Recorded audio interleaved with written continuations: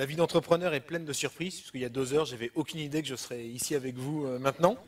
Donc voilà, ça va être un petit peu, un peu en live. Je m'appelle Thomas, je ne connaissais rien aux chaussures il y a 3 ans. Et je connais toujours rien. Voilà, je ne me suis pas du tout lancé là-dedans, mais ça commence à me donner des idées pour la prochaine fois, parce que je vois qu'on a besoin de ne pas apprendre, que tout s'apprend, et on peut se lancer sur plein de choses. Non, avant, j'avais un métier pas très intéressant. J'étais trader sur les subprimes. Et là, ça ne m'amusait pas vraiment.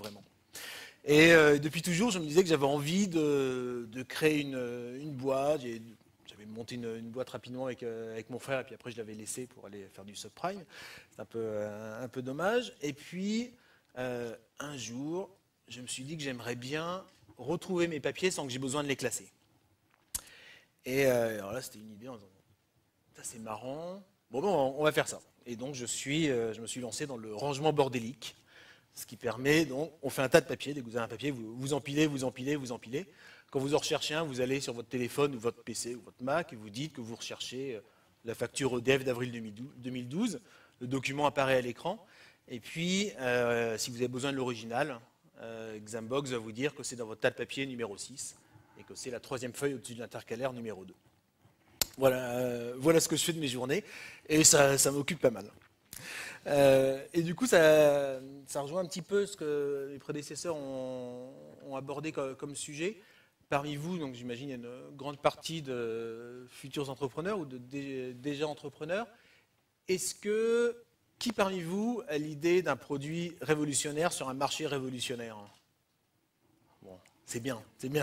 Parce que se lancer sur un produit qui n'existe pas, sur un besoin qui existe peut-être, mais on n'en sait rien, sur un marché qu'on espère exister, c'est quand même pas facile. Mieux vaut attaquer un produit qui existe, parce que là vous allez avoir des concurrents, c'est chouette d'avoir des concurrents, effectivement c'est vachement sain, on peut regarder ce qu'ils font, on peut dire, voilà, ils vendent à tel prix, par tel canal, voilà sa cible, voilà ce qui est bien, puis je vais faire mieux. Je vais faire mieux parce que je suis plus rapide, parce que j'ai la meilleure qualité, parce que le design est mieux, parce que je suis moins cher, parce que je vais avoir un meilleur réseau de distribution, parce que je vais lever 150 millions et que je vais inonder le monde. C'est quand même très sain d'avoir une idée qui existe, où on a des benchmarks. Alors moi, c'est pas ce qui m'est arrivé. Je suis parti sur un projet un peu loufoque, effectivement, mais mes proches m'ont dit très rapidement, bon, quand est-ce que tu reprends un vrai boulot là, parce que c'est sympa ton truc de puranger, mais ça ne donne pas vraiment confiance. Et effectivement, c'était dur. Ça a été dur, nous on est presque une vieille boîte, vous voyez, je commence à avoir des cheveux blancs qui apparaissent. On s'est lancé il y a 8 ans, et comme on n'avait pas de concurrents, comme on ne savait pas exactement à quoi ça allait ressembler notre produit, c'est simplement une idée de base, il a fallu qu'on se pose plein de questions quand on devine un business model qui n'était pas simple. Est-ce que, avec cette idée, est-ce qu'on va vendre au grand public ou aux pros? Est-ce qu'on veut faire quelque chose de cher, quelque chose de pas cher? Est-ce qu'on veut vendre un logiciel, un service en ligne ou du matériel? Est-ce qu'on veut le vendre en direct ou en indirect? Est-ce qu'on veut le vendre en upfront ou en abonnement? Il y a plein de questions, et quand on n'a personne en face qui s'est planté ou qui a réussi, c'est quand même pas simple de trouver les bonnes pratiques. Et là, on a essayé. On s'est lancé. Au début, on a tout fait. Je suis à mon 4e business model. On est tous les curseurs. Donc on dit, bon, au début, allez, on va aller vers les particuliers avec du logiciel. Ah, ça marche pas. Bon, on change, on va faire quelque chose de cher pour les pros avec du matériel. Donc à un moment, on fabriquait des scanners en Chine. J'avais mon usine là-bas, il fallait les galoper, faire des contrôles qualité à Shenzhen, avoir un entrepôt au Havre. C'est vraiment un métier. Et puis là encore, au bout de 6 mois, on s'est dit non, ça marche pas. Il y a un peu de chiffre qui rentre, mais le coût d'acquisition du client est plus élevé que ce qu'il nous rapporte. Pas un très bon signal en général. Donc il va falloir changer. Et plusieurs fois, on a changé. Le business model actuel semble marcher. Donc c'est un abonnement en ligne. Donc il n'y a plus de matériel. Il n'y a plus de logiciel, il n'y a rien à installer. C'est un abonnement comme sur un service cloud. donc en SaaS, même gratuit au début. C'est gratuit jusqu'aux 2000 pages et après, c'est quelques euros par mois. On avait essayé la distribution directe. Et à ce moment-là, il y a 3 ans, j'avais 6 commerciaux qui faisaient du porte-à-porte dans le 10e pour aller frapper, pour dire est-ce que vous voulez. Ça ne marchait pas très bien. Aujourd'hui, on est en vente complètement indirecte et c'est pas mal. C'est un bon moyen parce qu'on a tous beaucoup de bonne volonté. On a un petit peu de moyens si on a réussi à lever de l'argent ou à faire investir les parents, les grands-parents et les potes d'école. Mais ça coûte cher d'aller chercher les clients un par un. Donc, je vous engage, si vous pouvez, aller chercher un gros distributeur, même commencez par ça presque. Ayez votre premier gros client qui va vous permettre d'aller chercher beaucoup de monde. Typiquement, dans mes... Pardon c'est effectivement un client. Dans mes amis qui ont démarré très rapidement, en général, leur premier client, c'est leur ancien employeur. Ils avaient analysé que l'ancien employeur avait un besoin. Ils se sont dit, bon, soit je peux le faire en interne, mais alors il va falloir demander 25 autorisations à 36 personnes différentes, ça va prendre 4 ans. Ou alors je me lance, je fais moi-même, je construis l'outil dont mon actuel employeur a besoin, et puis je vais lui vendre. Et commencer dès le début avec un client, ça permet de respirer beaucoup mieux. C'est beaucoup plus clair. Ce qui m'a beaucoup aidé dans les nombreuses remises en cause et changements de modèle, ça a été la discussion avec un mentor, avec un coach, avec un autre entrepreneur. Je vous engage vraiment à parler à votre voisin et dire bon, quand est-ce que toi tu montes ta boîte, écoute, on se revoit dans 3 mois, puis tu me raconteras ton truc, moi je te raconterai le mien, je vais te présenter mon business plan, mes clients, comment je vais attaquer le marché. Se retrouver en face d'une personne qui joue un petit peu le rôle de miroir, c'est très très constructif. Moi je vois à peu près une fois par semaine mon meilleur ami qui a monté une boîte de cosmétiques. Cosmétiques bio, il vend 98% de sa production au Japon. Pas grand-chose à voir avec la dématérialisation. Ouais. Il s'appelle Shigeta, S-H-I-G-E-T-A. C'est des cosmétiques bio. Ils ont une usine Paris Intramuros. C'est de l'industrie, plein d'exports. Enfin, c'est des problématiques qui n'ont vraiment pas grand-chose à voir avec les miennes. Et pourtant, le fait de pouvoir se retrouver face à face, d'expliquer ce qui s'est passé dans la semaine, de dire ah, moi j'ai un problème, mon distributeur au Japon, machin chose. Qu'est-ce que tu en penses? Est-ce que tu crois qu'il faut que je le garde? Parce que là, je commençais plus à avoir trop confiance en lui. Il m'a cramé 3 mois de trésor en une semaine, quasiment. Qu'est-ce que tu en penses? Et puis moi, je donnais mon ressenti. Et puis j'allais lui demander à nouveau des questions sur moi. Est-ce que tu penses que c'est intéressant de lancer tel produit ou telle innovation? C'est hyper important. Entrepreneur, c'est vraiment passionnant, c'est extraordinaire, mais c'est quand même un boulot, ou une passion, je ne sais pas trop comment il faut l'appeler, qui est assez solitaire.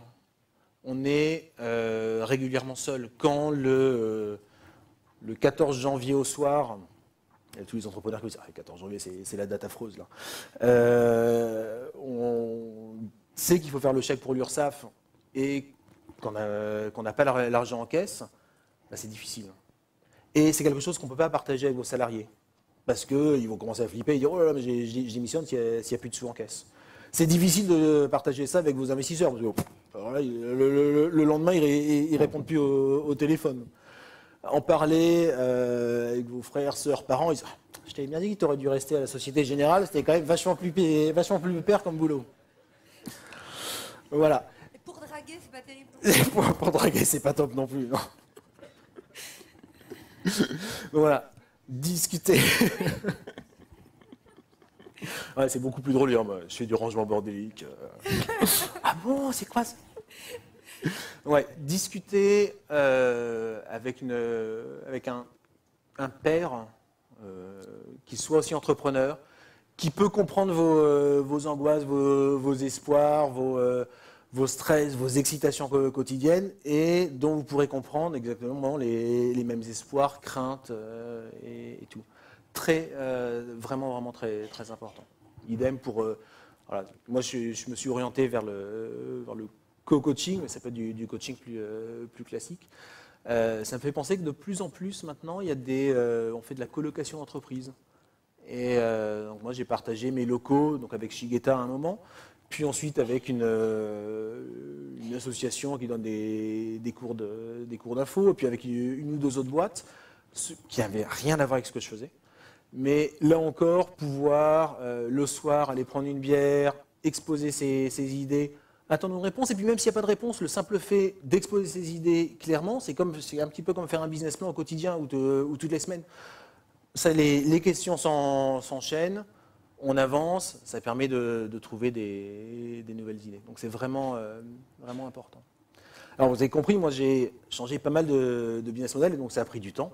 On a 8 ans. Et forcément, ça n'a pas été rentable tout de suite. Et si je suis là aujourd'hui pour vous en parler, c'est parce que je suis encore vivant, et ma boîte aussi accessoirement. C'est parce que j'ai été hyper radin. Il ne faut pas cramer de l'argent au début. Il y a des financements, effectivement, il y a de l'argent qui est disponible, mais je suis un peu moins enthousiaste. C'est un peu plus dur en ce moment. Parce que la France change de politique fiscale en permanence, du coup les investisseurs veulent que ça se calme pour savoir comment ça va marcher. Les business angels, ils hésitent un petit peu. Les fonds d'investissement, il faut que vous fassiez déjà 1 million de chiffre d'affaires et que vous soyez rentable, donc ça arrive rarement en 3 mois. Vous allez pouvoir le lever, mais ça prendra peut-être 1 an de plus que prévu, 2 ans de plus que prévu. Donc ayez toujours un plan B.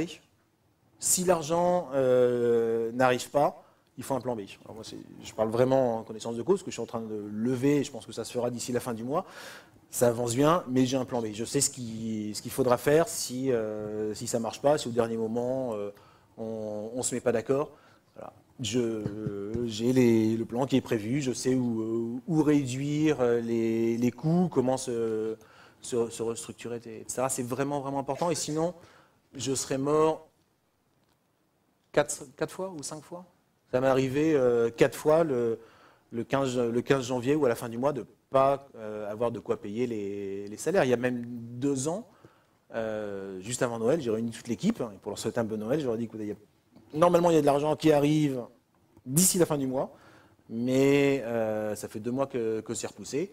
Si l'argent n'arrive pas à la fin du mois, on licencie les 2 tiers des effectifs. Et puis voilà, et puis c'est reparti. Mais il faut toujours avoir une solution de repli et ne jamais trop dépenser. J'ai un ami qui a levé 700 000 euros alors qu'il faisait à peu près 0 € de chiffre d'affaires. Il a tout cramé en 6 mois. Alors effectivement, il avait des super locaux. Il était embauché. Déjeuner tous les jours avec un entrepreneur. Il avait des locaux pas très loin d'ici, avenue Charles de Gaulle à Neuilly. Il y avait 3 salles de réunion alors qu'ils étaient 8. Bien, super. Une salle réseau qui était plus grande que mes locaux à moi. Et puis voilà, son marché n'a pas vraiment démarré. Et quand au bout de 6 mois, il faut retourner voir les investisseurs en disant bon, finalement, je crois que j'aurais besoin d'une petite rallonge de 500K parce que les 700K, on a été un peu ambitieux. On a voulu ouvrir 20 pays d'un coup. Ouais, forcément. Soyez radin, prouvez que ça marche, et une fois que ça marche, là vous pouvez accélérer. Mais c'est toujours, c'est un peu moins excitant que de se dire ok, je vais devenir le prochain Google, je vais investir 150 millions dans le mois qui vient et ça va cartonner. Voilà. Y aller toujours avec un petit peu de sécurité, c'est assez important. Il faut que... Je t'écoutais conclure. Voilà, donc, et c'est grâce à l'écoute active que j'ai eue avec un client, je reprends tout de suite, aux discussions que j'ai eues avec mes coachs, mes amis entrepreneurs, que j'ai pu me restructurer plusieurs fois. Et puis c'est grâce à ma radinerie qu'on est toujours en vie. Voilà, et maintenant ça marche. On fait aujourd'hui, en 36 heures, le chiffre d'affaires qu'on faisait il y a 1 an en 3 mois. Voilà, là c'est parti, mais on a mis du temps et il a fallu beaucoup de discussions. Une question très rapide, parce que je sens qu'on n'a pas beaucoup de temps. Alors, allez, bon. Parce que ça fait 3 fois qu'il m'insiste. À quel moment et comment on se dit, voilà, je change de business model, ça ne fonctionne pas et il faut arrêter de foncer avec... Quand on discute avec les autres, c'est pas forcément toujours très simple d'écouter honnêtement et avec humilité ce qu'ont expliqué les autres. Il faut être vraiment attentif de dire, quand on entend tu es sûr que tu ne penses pas que c'est pas une objection à laquelle il faut répondre tout de suite, c'est pas un client. Si tu vends, si tu dis non, mais écoute, j'ai raison, je sais que ça va marcher, ça va pas aller très loin. Il y a des signaux qui apparaissent, les proches, les clients, les fournisseurs, les coachs et les co-entrepreneurs et les co-auto-entrepreneurs. Les autres entrepreneurs donnent pas mal d'idées. Quand ça commence à revenir plusieurs fois, aborder vraiment le sujet avec lui. C'est pas honteux de changer de business model et souvent c'est le seul moyen de survivre. Et quand on change, il faut changer directement. C'est-à-dire, enfin moi je parlais de mon équipe de 6 commerciaux. Le jour où on a acté de changer, ben voilà, on a dégagé l'équipe, c'est le seul moyen de survivre. Mais si je l'avais fait un mois plus tard, ben, je serais plus là, je serais pas là aujourd'hui.